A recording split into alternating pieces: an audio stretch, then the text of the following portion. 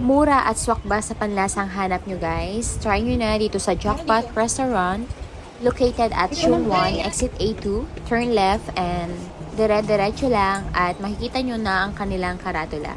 So, this is a Chinese restaurant. Yan.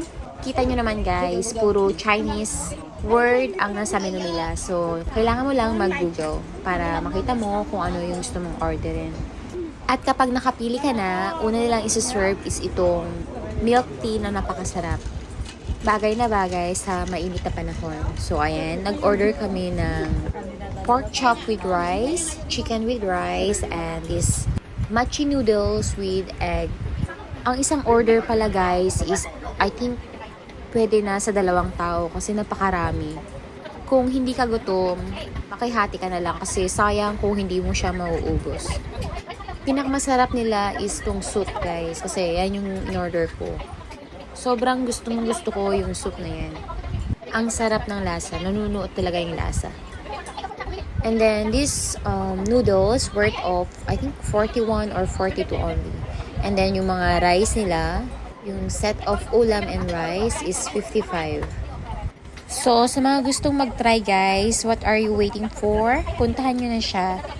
Actually guys, lahat ng mga Chinese restaurant dito sa Hong Kong, lahat ng mga soup nila is napaka-yummy. Yeah.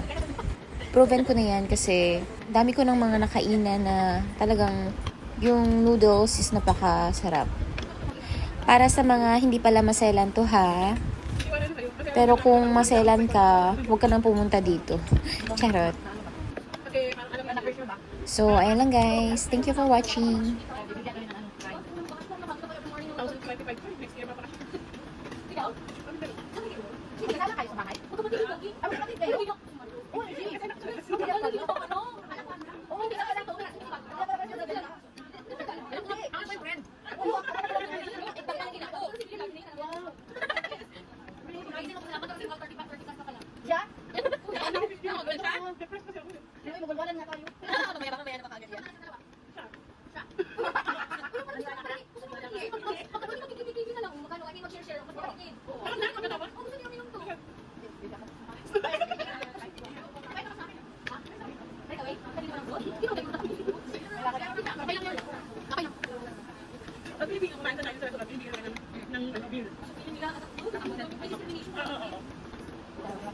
Plato niya punong-puno.